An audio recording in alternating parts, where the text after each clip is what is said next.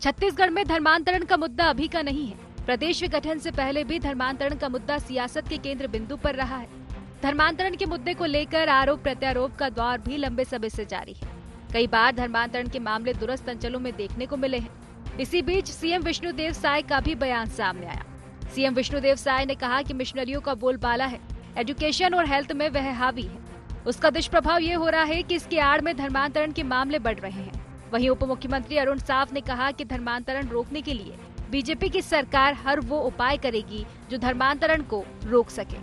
छत्तीसगढ़ की डेमोग्राफी न बदले, संस्कृति सभ्यता है, उस पर किसी तरह का विपरीत प्रभाव न पड़े। धर्मांतरण को रोकने के लिए सरकार हर प्रयास करेगी।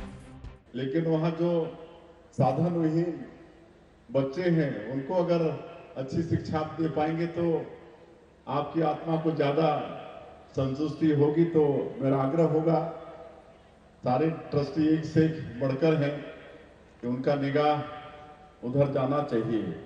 आज मिशनरीज लोगों का बोलबाला है, एजुकेशन और हेल्थ में वो लोग वहां पर हावी हैं और इसका दुष्प्रभाव हो रहा है कि इसके आड़ में वो लोग धर्मांतरण ज्यादा करते हैं। धर्मांतरण रोकने के लिए भारतीय जनता पार्टी की सरकार हर वो उपाय करेगी जो धर्मांतरण को रोके, छत्तीसगढ़ की डेमोग्राफी न बदले और छत्तीसगढ़ में जो हमारी संस्कृति सभ्यता है उस पर किसी तरह का विपरीत प्रभाव न पड़े। इस नाते धर्मांतरण रोकने के लिए हर वो उपाय हमारी सरकार करेगी। धर्मांतरण को लेकर मुख्यमंत्री विष्णुदेव साय के बयान के बाद कांग्रेस भाजपा आमने सामने दिख रही है। कांग्रेस ने जहां डॉक्टर रमन सिंह सरकार में ज्यादा चर्च बनने और मिशनरी को बढ़ावा मिलने का आरोप लगाते हुए प्रदेश सरकार से इस मसले पर श्वेत पत्र जारी कर स्थिति स्पष्ट करने की मांग की है। वहीं भाजपा पलटवार करते हुए कह रही है कि धर्मांतरण संवेदनशील मुद्दा है। भूपेश बघेल की सरकार में एक आईपीएस ने सुकमा से पत्र जारी किया था। उसमें कहा गया था कि आदिवासियों की संस्कृतियों पर आक्रमण हो रहा है, ईसाई मिशनरियां धर्मांतरण करा रही है। क्या यह पत्र उन्होंने नहीं पढ़ा था? बीजेपी इस मुद्दे पर सख्ती से निपटने के लिए तैयार है। देश में भारतीय जनता पार्टी की सरकार है, प्रदेश में भी भारतीय जनता पार्टी की सरकार है। कांग्रेस पार्टी मुख्यमंत्री श्री विष्णुदेव साय को चुनौती देती है कि वह धर्मांतरण को लेके, विशेष तौर पर छत्तीसगढ़ में धर्मांतरण को लेके श्वेत पत्र जारी करें कि भारतीय जनता पार्टी की रमन सरकार में कितने चर्च बने थे और कांग्रेस की भूपेश सरकार के दौरान कितने चर्च बने थे। स्थितियां स्पष्ट हो जाएंगी। भारतीय जनता पार्टी की जब जब प्रदेश में सरकार रहती है या देश में सरकार रहती है, वह स्वयं धर्मांतरण को बढ़ावा देती है ताकि इस मुद्दे पे बयानबाजी करके मतों का ध्रुवीकरण कर सके। कांग्रेस पार्टी धर्मांतरण के मामले में श्वेत पत्र की बात करती है। क्या जब मुख्यमंत्री भूपेश बघेल जी थे तब सुकमा के आईपीएस अधिकारी एसपी ने पत्र लिखा था कि धर्मांतरण एक चिंता का विषय है और आदिवासी भाइयों को धर्मांतरित किया जा रहा है प्रलोभन देकर और दबाव पूर्वक? क्या वो पत्र इन्हें याद नहीं है?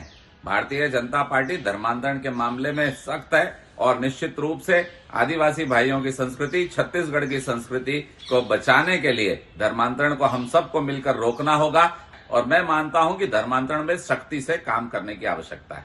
छत्तीसगढ़ में सरकार बदलने के बाद धर्मांतरण का मुद्दा एक बार फिर केंद्र बिंदु पर है। मोदी की गारंटी के साथ ही धर्मांतरण का मुद्दा भी हावी होता जा रहा है। अब देखना होगा कि लोकसभा चुनाव में धर्मांतरण का मुद्दा कितना कारगर साबित होगा और धर्मांतरण पर कब रोक लगेगी। कैमरामैन अखिलेश पवार के साथ स्टेट हेड निधि प्रसाद की रिपोर्ट।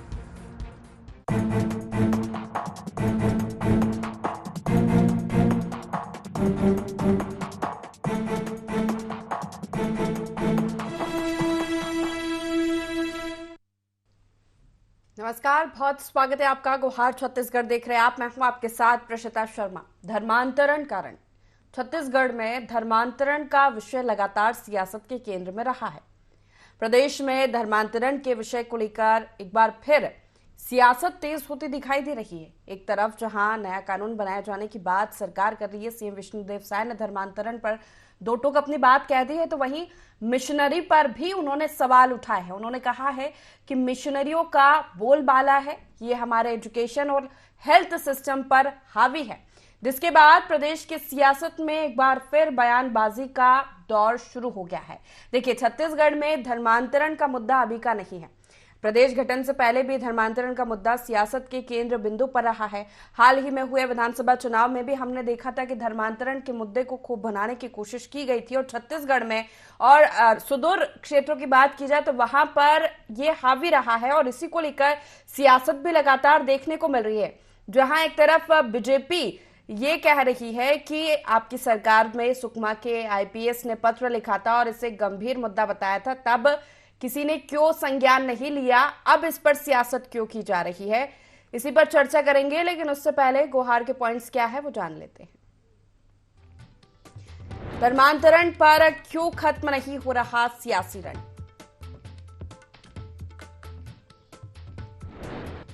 धर्मांतरण के बढ़ते मामलों के लिए कौन जिम्मेदार? रमन और भूपेश सरकार, किसके राज में बड़े मिशनरी? धर्मांतरण पर रोक के लिए क्यों नहीं बन रही ठोस नीति? तो देखिए, छत्तीसगढ़ में धर्मांतरण का मुद्दा आज का मुद्दा नहीं है, ये काफी पुराना मुद्दा है और इस पर लगातार सियासत भी देखने को मिली है। हाल ही में जब विधानसभा चुनाव हुए तब भी धर्मांतरण का मुद्दा खूब छत्तीसगढ़ में गरमाया था। भारतीय जनता पार्टी जब विपक्ष में थी तो लगातार सरकार पर आरोप लगाए गए थे, लेकिन चूंकि अब सत्ता में आ गई और आज सीएम विष्णुदेव साय ने जिस तरह दो टूक कहा है धर्मांतरण को लेकर कि मिशनरियों का बोलबाला है एजुकेशन हेल्थ सिस्टम पर, वो हावी है, इसका दुष्प्रभाव ये हो रहा है कि इसकी आड़ में धर्मांतरण के लगातार मामले बढ़ते जा रहे हैं। लेकिन सवाल यही उठता है कि अभी भारतीय जनता पार्टी की सरकार है, इसके पहले भी छत्तीसगढ़ में लंबे समय तक भारतीय जनता पार्टी की सरकार रही है, आखिर क्यों धर्मांतरण के मुद्दे पर कोई ठोस नीति नहीं बन पा रही है? और वहीं विपक्ष ये कह रहा है कि धर्मांतरण के मुद्दे को लेकर भारतीय जनता पार्टी श्वेत पत्र जारी करे, स्थिति स्पष्ट करे। इसी पर चर्चा करने वाले हैं खास मेहमान हमारे साथ जुड़ गए हैं। आपका परिचय करा देते हैं। कांग्रेस से सत्यप्रकाश सिंह हमारे साथ जुड़ गए हैं और इसी के साथ बीजेपी प्रवक्ता प्रवीण साहू भी हमारे साथ जुड़ गए हैं। आप दोनों ही मेहमानों का बहुत स्वागत है IND 24 में। सबसे पहले प्रवीण जी, आप ही से सवाल है कि सियासत तो खूब होती है धर्मांतरण को लेकर, लगातार आरोप लगाए जाते हैं, लेकिन आखिर एक कोई ठोस रणनीति क्यों नहीं बन पा रही है? सीएम विष्णुदेव साय कह रहे हैं कि मिशनरियों का बोलबाला है, तो आपकी सरकार है, कोई सख्त कदम उठाया जाए।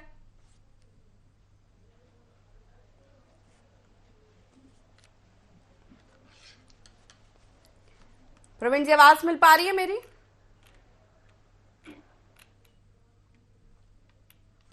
ठीक है, सत्यप्रकाश जी जुड़े हुए हैं। सत्यप्रकाश जी, धर्मांतरण को लेकर लगातार सियासत देखने को मिल रही है। हालांकि ये कोई आज का मुद्दा नहीं है, लगातार इस पर सियासत होती है। या हाल ही में हुए विधानसभा चुनाव में हमने देखा कि खूब आरोप लगाए गए कि धर्मांतरण हो रहा है, लेकिन आज जिस तरह से विष्णुदेव साय ने दो टूक कहा है धर्मांतरण पर कि मिशनरियों का बोलबाला है और उसको लेकर ठोस रणनीति बनाई जाएगी, कानून बनाया जाएगा और जो हो सकेगा बीजेपी धर्मांतरण को रोकने का प्रयास करेगी। आपकी प्रतिक्रिया? जी देखिए, धर्मांतरण को लेकर आपको मालूम, आपने जैसे खुद ने अभी बोला कि विधानसभा चुनाव के तहत बहुत ही बुलाया गया मुद्दा, तो फिर से लोकसभा चुनाव है, नजदीक लोकसभा चुनाव है, फिर इसको एक राजनीतिक एजेंडा बनाने की तरफ बढ़ रहे हैं भाजपा के लोग, भाजपा के नेता, चाहे यहाँ के मुख्यमंत्री हो। तो देखिए, महत्वपूर्ण बात एक चीज मैं बोलूंगा, एक डाटा है मेरे पास, वो डाटा है registrar general and census commissioner of India. जैसे आपको मालूम 15 साल, ये डाटा मेरे पास, जैसे 15 साल यहाँ की रमन सिंह सरकार थी और उनके रिकॉर्ड के हिसाब से 2004 से 2011 के बीच 80,000 परिवार ने धर्म परिवर्तन किया था और दिलीप सिंह जी तो घर वापसी कराते थे। रमन सिंह 15 साल की सरकार थी और 2011 के बाद जनगणना नहीं हुई। अगर उस अनुपात में भी हम जोड़े तो लगभग 1.5 लाख परिवार होते हैं कि 2018 तक 1.5 लाख परिवारों ने धर्म परिवर्तन किया। दिलीप सिंह जी खुद घर वापसी करवाते थे। 15 साल में क्या हुआ सबके सामने। अभी इनकी सरकार है, हमारे तत्कालीन मुख्यमंत्री भूपेश बघेल जी ने जैसे बोला कि आप 15 साल में कितने चर्च बने, क्या है या धर्मांतरित हुए उस समय, और 5 साल में अगर धर्मांतरण हुआ है, जबरन धर्मांतरण, तो आप वो डाटा निकाल दीजिए, तो सब दूध का दूध पानी का पानी हो जाएगा। देखिए, संविधान में हक मिला, हर व्यक्ति को हक मिला कि आप किसी भी धर्म में जा सकते हैं, स्वेच्छा से अगर जाना चाहे तो कोई रोक टोक नहीं है। संविधान आपको हक देता है, अधिकार देता है। मगर ये जबरन में हम भी उसके खिलाफ हैं। जैसे कि हमारी सरकार जब थी, हमने उस समय बोला कि अगर कहीं जबरन हो रहा है तो FIR करवाइए, और कहीं हो रहा है तो जो व्यक्ति का अगर जबरन किसी को धर्मांतरित किया गया वो थाने में जाए, FIR करे। मगर कहीं पे भी एक भी FIR दर्ज नहीं हुई। तो ये दिखता है कि सिर्फ एक नहीं, वो राजनीतिक फिर एजेंडा ये है कह और रहे नजदीक कि चुनाव है। आप श्वेत पत्र जारी करने की बात कर रहे हैं। जब आपकी सरकार थी तब सुकमा के आईपीएस ने भी एक पत्र लिखकर बताया था नहीं कि भाई, धर्मांतरण का मुद्दा गंभीर है, तो उस पर क्यों ऋषिता कोई जी संज्ञान नहीं लिया गया? ऋषिता जी, आप जो उन्होंने लेटर जारी किया, देखिए वही तो मैं बता रहा ना, हमारे सरकार भी होता था कि जो एसपी है, डीएसपी है, जो प्रशासनिक में सेवा में लगे हुए हैं, वो अपनी बात कह सकते हैं। आज तो अपनी बात एक महीने के अंदर ऐसा हालत हो गया कि लोगों को इधर से उधर ट्रांसफर करो, अपनी बात तक नहीं कर रहे। उन्होंने पत्र लिखा तो हमारे मुख्यमंत्री जी ने बल्कि संज्ञान लिया, उन्होंने आदेश जारी किया कि कहीं पे भी अगर धर्मांतरण हो रहा है आप तत्काल कार्रवाई कीजिए, एफआईआर कीजिए अगर जबरदस्ती हो रहा है। तो हमने संज्ञान लिया। और आपको भी याद होगा जो एसपी के ऊपर जो पत्थर चलाया गया था, जिनके सिर फूल उस समय भी उन्होंने राजनीतिक एजेंडा बनाया, प्रोपेगेंडा बनाया, धर्म की राजनीति, जाति की राजनीति, जाति को लड़ाने की राजनीति उन्होंने उस समय किया, प्रोपेगेंडा बनाया, सत्ता में आ गए। और अब जब सत्ता में, तब आप कांग्रेस को क्यों आप कोसने के काम कर रहे हैं? आपकी सरकार है, आप या तो पूरे देश में बनवा दीजिए कानून, मोदी जी 10 साल से केंद्र की सत्ता में, और यहाँ पे पेशा कानून हमने दिए। अगर मैं अपनी बात करूं, हमारी सरकार की बात करूं, 5 साल में देखिए ऐसे स्कूल वहां जो बंद कर दिए हमने पूर्वा बस्तर में। हमने, अगर मैं बात करूं, उनकी जो जीवन शैली होती, उनकी जो परंपरा होती, उसके तहत हमने 3000 से अधिक देवगुड़ी माता गुड़ी बनवा के दिया। 2004 प्रवीण जी से इस पर प्रतिक्रिया ले लेते हैं। प्रवीण जी, मेरी आवाज मिल पा रही है? 85 करोड़ से ज्यादा का जीर्णोद्धार किया देवगुड़ी माता गुड़ी का। तो ये हमने काम किया, तो हमने वो वाले राजनीति नहीं किए, इन्होंने सिर्फ प्रोपेगेंडा अभी भी जी बिल्कुल। प्रवीण जी, आप ये आरोप लगाए जा रहे हैं कि अगर स्थिति स्पष्ट कीजिए धर्मांतरण को लेकर, सीएम साहब ने 2 टूक तो कह दिया है, श्वेत पत्र जारी कीजिए, मिशनरियों का बोलबाला है, तो आखिर क्यों कोई ठोस रणनीति अब तक नहीं बन पाई? इसके पहले भी 15 साल तक आपकी सरकार रही है छत्तीसगढ़ में। देखिए, मैं सबसे पहले तो भारत माता की जय कहूंगा, जय छत्तीसगढ़, और आपके समाने चल के सभी दर्शकों को नमस्कार। देखिए, ये वही कांग्रेस पार्टी है जिसके कार्यकाल में सुकमा के एसपी और बस्तर के कमिश्नर ने चिट्ठी लिखा है। केवल सुकमा के एसपी नहीं, बस्तर के कमिश्नर महोदय ने तक चिट्ठी लिखा था, और चिट्ठी में उल्लेखित किया था कि सरकार के संरक्षण में अवैध धर्मांतरण हो रहा है। देखिए, हमारे संविधान के अनुच्छेद 25 से लेकर 28 तक धार्मिक स्वतंत्रता की आजादी है कि व्यक्ति अपने अनुसार किसी भी धर्म में जा सकता है, उस धर्म का पालन कर सकता है। लेकिन जबरन धर्मांतरण किया जाता है तो ये निश्चित रूप से दंडनीय अपराध है। और देखिए, पिछले 5 सालों में जो कार्यवाही इन्होंने की है, ये प्रमाणित करता है कि ये लोग मतांतरण और धर्मांतरण के पक्ष में रहे हैं। भाई, क्या परिस्थितियां रही कि सुकमा के एसपी को चिट्ठी लगना पड़ता है, और उसके बाद तो और बस्तर के कमिश्नर ने चिट्ठी लगी, उसके बाद और परिस्थिति बताता हूं। राजा पड़ाव के गौर गांव के आदिवासी लोग बाकायदा बार रैली निकाल कर कहते थे कांग्रेस के कार्यकाल में कि सरकार के संरक्षण में धर्मांतरण हो रहा है, वो सरकार इसको सह दे रही है। सरकार नहीं चाहती है कि लोग अपने मूल धर्म में रहे, वो परिवर्तित होकर किसी अन्य धर्म में जाए, ताकि इस देश के जो मेजोरिटी लोग हैं वो कन्वर्ट होकर किसी अन्य धर्म विशेष में जाए। ये लोगों की मांग थी कि इस पर पाबंदी लगी जाए। लेकिन कांग्रेस सरकार की जो पहले से नीति है कि फूट डालो और राज करो, उसी को लेकर हमारे वर्तमान के आदरणीय मुख्यमंत्री आदरणीय विष्णुदेव साय जी ने बहुत ही 2 टूक शब्दों में बहुत अच्छा विषय रखा कि खासकर मिशनरियों पर जो हमला किया। देखिए, मैं तो सबसे पहले उनको बधाई देना चाहता हूं, उनके साहस को मैं नमन करता हूं, जिन्होंने साहस दिखाया कि उनके पास हेल्थ की सुविधा है और चिकित्सा की सुविधा है और शिक्षा की सुविधा है। उसके माध्यम से निश्चित रूप से कई मिशनरियां जो है इसके आड़ में कन्वर्जन का गंदा खेल रच रही है। तो निश्चित रूप से ऐसी आड़ पे जो अगर ये कन्वर्जन का काम कर रहे हैं तो ये बिल्कुल स्वीकार्य नहीं है। कोई व्यक्ति अपनी स्वतंत्रता के माध्यम से यदि किसी अन्य धर्म में जाता है तो अच्छी बात है, लेकिन किसी के मत को परिवर्तित करके किसी के अन्य धर्म परिवर्तित करना निश्चित रूप से यह जो है स्वीकार्य नहीं होगा। चलिए ठीक है, लखन जी से भी इस पर प्रतिक्रिया ले लेते हैं। लखन जी, आरोप प्रत्यारोप लगाए जाते हैं राजनीतिक दल आपस में, लेकिन धर्मांतरण का जो मुद्दा है वो काफी गंभीर मुद्दा है। सियासत हो रही है एक अलग बात है, लेकिन स्वेच्छा से कोई जा रहा है वो भी अलग बात है। अगर जबरदस्ती ये चीज हो रही है तो जिम्मेदार कौन है इसके लिए? देखिए, जिम्मेदार सरकार है, और सरकार के रहते यदि इस तरह की चीजें हो रही है, भाई भाजपा की अभी सरकार आ गई है तो अब इन पर कड़ी कार्रवाई होनी चाहिए। भाई, आप कांग्रेस के सरकार में हुई है ये बातें कह रहे हैं, तो पुरानी बातों की बजाय जो है, देखिए अब पिछले जो है 70 साल 75 साल का हवाला देकर आप हर चीज के लिए पुरानी सरकार को दोषी जो है सिद्ध करेंगे और अपनी सरकार के बारे में कुछ नहीं करेंगे, तो ये जो है ठीक नहीं है। देखिए, प्रलोभन के तहत भी होता है, उनको बहुत सारी चीजें मिलती हैं मुफ्त में, नौकरी के जो है आस में धर्मांतरण होता है, पैसा का जो है उनको प्रलोभन दिया जाता है, कई तरह के प्रलोभन होते हैं। तो इसके कई कारण है। इसके अलावा भी पहले जब धर्मांतरण होता था तो देखिए आप, भारत में जो चाहे वो मुस्लिम हो चाहे ईसाई है, कौन है वो यहीं के हिंदू हैं, जो जिन पर हिंदुओं ने ही अत्याचार किया, और उसी हिंदुओं के ही अत्याचार से बचने के लिए और प्रलोभन से उन्होंने जो है मुस्लिम धर्म अपनाया, ईसाई धर्म अपनाया, बौद्ध धर्म अपनाया।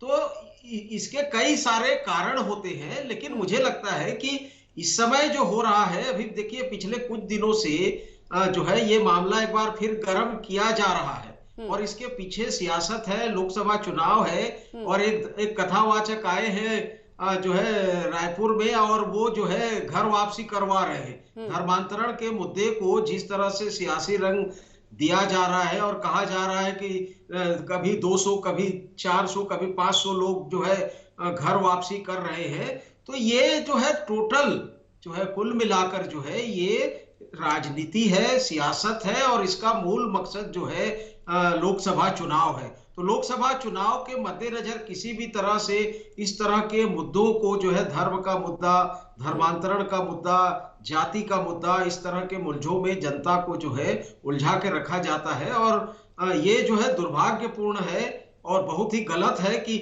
हम 75 साल हो गए और 75 साल बाद भी इस तरह के मुद्दों से चुनाव लड़ा जा रहा है। शिक्षा, स्वास्थ्य और बेरोजगारी, महंगाई और जनता के जो मुद्दे हैं वो सब मुद्दों को हाशिए पर डाल दिया जाता है, और वही पुराने मुद्दों को जो है चुनाव के वक्त लाया जाता है, धर्म का मुद्दा, धर्मांतरण का मुद्दा। तो ये जो है आखिर कब तक इस तरह की चीजें चलेंगी? ठीक है, इसका जवाब ले लेते प्रवीण जी से कि सियासत, सिर्फ सियासत क्यों, आखिर कोई ठोस रणनीति नहीं बन पा रही है, और जिम्मेदार कौन है इस चीज के लिए? बातों से मैं असहमति व्यक्त करूंगा। देखिए, चुनाव को लेकर ऐसा कोई जो विषय कह रहे हैं, निश्चित रूप से इनका कहना मैं इनकी बातों से सहमत नहीं होगा। देखिए, भारतीय जनता पार्टी हमेशा अपने कार्यों के आधार पर जनता के बीच जाती है और उसी को लेकर वो वोट मांगती है। लोकसभा चुनाव की अगर बात करें तो पूरे देश ने देखा कि किस प्रकार मोदी जी के नेतृत्व में काम हुआ है। जो अर्थव्यवस्था पहले $2 ट्रिलियन की थी, वर्तमान में $4 ट्रिलियन की हो चुकी है। तो हमने इस क्षेत्र में काम किया, नए IIT हमने लाए, नए एम्स हमने लाए, नए बहुत सारी चीजों की बात करूं। अगर मैं एयरपोर्ट की संख्या की बात करूं तो एयरपोर्ट जो पहले 74 थे वो लगभग 70 और बन चुके हैं। तो विकास के कार्यों पर जो है हम जनता से वोट मांगेंगे। धर्म की राजनीति हम नहीं करते। देखिए, राजनीति का हम जो है राजनीति में हम जो है धर्म के अनुसार काम करते हैं। धर्म की राजनीति जो है कांग्रेस करती है कि फूट डालो और राज करो। निश्चित रूप से भारतीय जनता पार्टी की नीति स्पष्ट है, वो अपने कार्यों को लेकर आश्वस्त है, इसलिए जनता के बीच अपने कार्यों को लेकर वो वोट मांगेगी। हमें इस प्रकार की ओछी राजनीति करने की आवश्यकता नहीं है। लेकिन इस प्रकार देखिए, अगर आप हमारे भारतीय जनता पार्टी को ये लोग जोड़ते हैं, मैं कहना चाहता हूं, हम पहले से कह रहे थे कि हमारे आराध्य प्रभु श्री राम है। हमने कहा था, देवन से हमारे एजेंडा में था कि प्रभु श्री राम जी के मंदिर का हम निर्माण करवाएंगे, और हमने करवा दिया। तो देखिए, वो तो हमारे एजेंडे में पहले से था, लेकिन साथ में जनता के विकास की बात करूं तो वो हमारी सर्वोच्च प्राथमिकता रही है और आगे भी रहेगी। इसलिए जैसे हमारी सरकार इस प्रदेश में बनती है, 18 लाख प्रधानमंत्री आवास को हमने स्वीकृति दे दी। हमने 2 साल के बकाया बोनस 3316 करोड़ रुपए की राशि हमने लोगों को 25 दिसंबर को जारी कर दी। हमने लगभग 50 लाख लोगों को अब मुफ्त राशन जो है देने का जो है ऐलान कर दिया। तो ये बहुत सारी मूलभूत सुविधाएं जो जनता के हित में जो है आवश्यक है। तो जनहित के काम कर रहे हैं और जनहित के काम में मोदी सरकार अग्रगणी है। इसलिए जनता के विषय को लेकर हम आश्वस्त है कि जनता हमको वोट देगी। ये लोग ऐसे लोग हैं हमारे कांग्रेस के मित्र जो अपने कार्य को पखार नहीं कर पा रहे, क्योंकि कार्य तो किए कुछ नहीं है, इसलिए विषय को तोड़ मोड़ कर पेश करने का काम करते हैं। और यही तो इनकी सरकार थी जिसके चलते सुकमा के SP और बस्तर के कमिश्नर को चिट्ठी लिखनी पड़ती है और इनके कार्यकाल पर SP पर हमला होता है, इनका सर फूटता है। और यही कांग्रेस की कार्यकाल थी जहां पर रामनवमी की रैली निकालने नहीं दी जाती थी। तो निश्चित रूप से सनातन के विरोधी कौन है और सनातन के धर्म पर, सनातन के नाम पर उच्च राजनीति कौन करता है, इसका जवाब ले लेते हैं कि आपकी भी सरकार रही है, तो क्यों कोई रणनीति नहीं बना दी गई ठोस? पिछला जी पेशा कानून हमने दिया, ठोस रणनीति थी। 2 साल की सजा है, प्रावधान है। जैसे मैंने बोला कि FIR होनी, जहां जबरन धर्मांतरण है देखिए मैं एक चीज बोलना चाहूंगा, FIR बीजेपी होनी के चाहिए प्रवक्ताओं ने एक जबरदस्ती, लिस्ट पकड़ा लेकिन दी। एक गंभीरता मैं- होती है ना कि आज मैं अगर प्रवीण सिर्फ सियासत के लिए धर्मांतरण का वही मुद्दा बोल रहा नहीं हूं। होना चाहिए। गंभीरता थी तभी तो एक भी जबरन धर्मांतरण नहीं हुआ ना। गंभीरता थी तभी तो नहीं हुआ।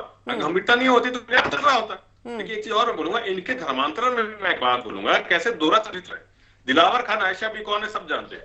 वहां पे उनका नाम, उनके नाम को भुलाना, उनकी प्रसिद्धि को भुला रहे तो सांसद से लेकर सबसे बना देते, तो उनको क्यों नहीं घर वापसी कराते। मगर एक गरीब परिवार के व्यक्ति अगर धर्मांतरित होता है या आरोप भी लगाते हैं कि धर्मांतरित हुआ है, तो उसका तो नाम को नहीं भुला सकते हैं। तो वहां पे राजनीति करनी, धर्म की राजनीति करनी, जाति की राजनीति करनी है, तो उनको घर वापसी नहीं करना, मगर यहाँ पे खेल खेलना है। तो ये और एक और बात बोलूं, अभी जो इन्होंने कुछ देर पहले घर वापसी कार्यक्रम चलाया था, प्रवचन जो देने आए उनके यहाँ पे, उसमें भी कई लोगों ने आरोप लगाया कि हम तो यहाँ पे प्रवचन सुनने आए थे और हमारा पैर धो गया, हम तो पहले से सनातनी और हमको पैर धो के सनातन धर्म में लाना और ये सब कार्यक्रम करने लगे।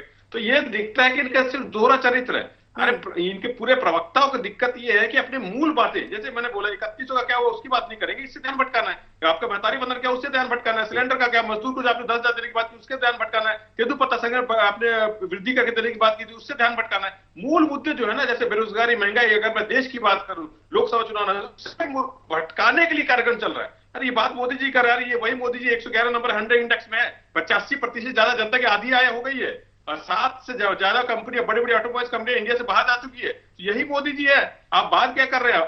आपको भी मालूम होगा कि आपको यहाँ पे नेपाल आंख दिखाता है, भूटान आंख दिखाता है, चाइना आंख दिखाता है, श्रीलंका नहीं है आपके साथ। तो आप कहां पे हैं 10 साल में, ये बताइए ना। ये दिखता है कि सिर्फ और सिर्फ इसी राजनीति के तहत आप चुनाव में जाना चाहते हो, जाते हैं। हंसी तो तब कभी बोलते हैं, धर्म की राजनीति नहीं करते। बीजेपी अगर ऐसा बोले तो ये मतलब एक छोटा सा बच्चा भी हंसेगा इस चीज को सुन के। तो ये सिर्फ और सिर्फ राजनीति बनाने की चल रहा है। आपकी केंद्र में सरकार है, आपकी यहाँ पे सत्ता है, आप ठोस कानून बना दीजिए, पूरे केंद्र में बना दीजिए, पूरे भारत में बन जाएगी। और अभी भी यहाँ पे आपकी सरकार है, आप हमारे 5 साल के, आप अपने 15 साल के, और के जो भी डाटा निकाल लीजिए, सबका दूध का दूध, पानी का पानी हो जाएगा। तो मुख्य बात यह है कि राजनीति इसमें कर रहे हैं, मुख्य मुद्दे से ध्यान भटकाने के लिए जनता का। आप उस पर क्यों बात नहीं करना चाहते, जो ज्वलंत मुद्दे हैं जनता के। ठीक है प्रवीण जी, इसका जवाब दे दीजिए कि आप मुद्दों से भटकाने के लिए जाति और धर्म के मुद्दे सियासत के केंद्र बिंदु में ले आते हैं। देखिए मैंने पहले ही कहा था कि देखिए जनता के विकास की बात किस तरीके से करेंगे। जिस प्रकार पहले सड़कों के निर्माण और अभी के सड़कों के निर्माण में दुगुनी गति है, तो जनता जानती है कि राजीव गांधी जी ने क्या कहा था। उन्होंने कहा था कि केंद्र से 1 रुपए भेजते थे तो 85 पैसा भ्रष्टाचार की भेंट चढ़ता था और केवल 15 पैसा हितग्राही के पास पहुंचता था। ये मोदी जी की वही सरकार है जो कहते हैं और वही करते। यदि केंद्र से 1 रुपए भेजते हैं तो हितग्राही के पास पूरा का पूरा 1 रुपए पहुंचता है डीबीटी के माध्यम से। मैं बताना चाहता हूँ कि अर्थव्यवस्था की जो हमारी बात कर रहे थे, हमारी अर्थव्यवस्था की दर 7.4% है, जो किसी विकसित देश के पास भी नहीं है। वो हमारी जीडीपी की ग्रोथ दर है। इस प्रकार मैं आपको बताना चाहता हूं, 12 करोड़ शौचालयों का निर्माण हमने कराया, 12 करोड़ लोगों को हमने जल जीवन मिशन के माध्यम से घरों तक हमने पानी पहुंचाया। काम आप गिना रहे, लेकिन जो धर्मांतरण के मुद्दे की बात हो रही है, जिस तरह सीएम विष्णुदेव साय ने आज कहा कि मिशनरी का बोलबाला है, तो ये बोलबाला कब हुआ, किसके राज में हुआ, इसकी जिम्मेदारी कौन लेगा? देश में 67 वर्षों तक मैं कह सकता हूं कि 50 वर्षों से अधिक तक कांग्रेस के कार्यकाल में उनके पास सत्ता थी। तो जनता जानती है कि मिशनरियों को किसने यहाँ पर लाया, किसने बचाया। मैं आपको देखिए एक डेटा कोट करता हूं, उससे इनकी जो है दूध का दूध और पानी का पानी हो जाएगा। देखिए 14 में जब ये हारे थे तब एके एंटनी की रिपोर्ट में कहा गया था इनके हारने का प्रमुख कारण ये था कि कांग्रेस पार्टी प्रो माइनॉरिटी है और एंटी मेजोरिटी है। इसका मतलब कांग्रेस पार्टी इतने वर्षों तक निश्चित रूप से हिंदुत्व के विरोधी रही है, इसलिए वर्तमान के 14 के जो परिणाम में इनको हार देखने को मिला। तो देखिए इतने वर्षों तक कांग्रेस ने जो सेवा के अवसर को छोड़कर निश्चित रूप से मिशनरी को इन्होंने बढ़ावा दिया।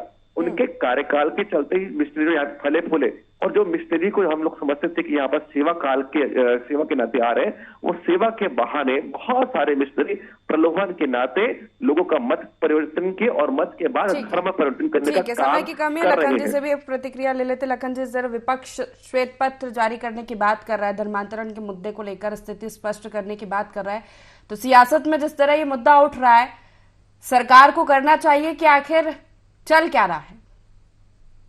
निश्चित तौर पर देखिए, धर्मांतरण की बात करते हैं, विष्णुदेव साय जिस क्षेत्र से आते हैं सबसे ज्यादा धर्मांतरण तो वही हुआ है। तो वो इतने सालों से क्या कर रहे हैं, और अब तो सीएम बन गए हैं तो उस पर जो है ठोस कार्रवाई करें। यदि धर्मांतरण का मुद्दा जो है इतना ही संवेदनशील है, तो सबसे ज्यादा धर्मांतरण का मुद्दा जो है पिछले जब से देश आजाद हुआ है तब से जो है सरगुजा में सबसे ज्यादा हुआ है। और दिलीप सिंह जुदेव जो धर्मांतरण के मुद्दे पर काम करते थे, उन्हीं के ये जो है सहयोगी थे। तो कहने का मतलब ये है, ये केवल सियासी एजेंडा है, इसके अलावा कुछ नहीं है। विकास के एजेंडे को किनारे करके धर्म और धर्मांतरण के मुद्दे को लेकर जो है भाजपा चुनाव जीतना चाहती है, इसके अलावा और कुछ नहीं है। विकास की बात क्यों नहीं की जाती? आज 2014 के पहले विकास और भ्रष्टाचार के मुद्दे पर जो है सत्ता में आई थी भाजपा। 1,70,000 रुपया मात्र प्रति व्यक्ति आए हैं। ये तीसरी बड़ी अर्थव्यवस्था की बात करते हैं। तीसरी बड़ी अर्थव्यवस्था हो जाने से क्या होगा? हम बांग्लादेश से पीछे हैं प्रति व्यक्ति आय में। विकास दर जो है आपका 10% भी हो जाएगा, प्रति व्यक्ति आय नहीं बढ़ेगी, तो इससे क्या फायदा होगा? केवल धरना सेठों को फायदा होगा, कारपोरेट घरानों को फायदा होगा, आम आदमी को कहां से फायदा होगा? तो ये जो है असल मुद्दे पर बात नहीं करके धर्म और धर्मांतरण, मंदिर और मस्जिद और हिंदू और मुसलमान, ये सारे मुद्दे जो है देश के लिए ये दुर्भाग्यपूर्ण है कि 75 साल बाद अमृत महोत्सव हम मना रहे हैं और इस तरह के बिजुल के मुद्दों पर उलझ रहे हैं। मुद्दे हावी होने लगते हैं। बहुत शुक्रिया आप तीनों मेहमानों का हमारे साथ इस चर्चा में शामिल होने के लिए। तो धर्मांतरण पर रण छत्तीसगढ़ में ये मुद्दा काफी प्रभावी रहा है और चुनाव के समय तो ज्यादातर देखने को मिला है। हालांकि सीएम विष्णुदेव साय तो कह रहे कि धर्मांतरण को लेकर अब ठोस रणनीति बनाई जाएगी, जो हो सकेगा भाजपा की सरकार करेगी। इसको रोकने के लिए अब देखना होगा कि क्या रणनीति बनाई जाती है या फिर सिर्फ सियासत का मुद्दा बनकर रह जाएगा। तो गुहार छत्तीसगढ़ में फिलहाल इतना ही। आप बने रहिए ND24 के साथ। नमस्कार।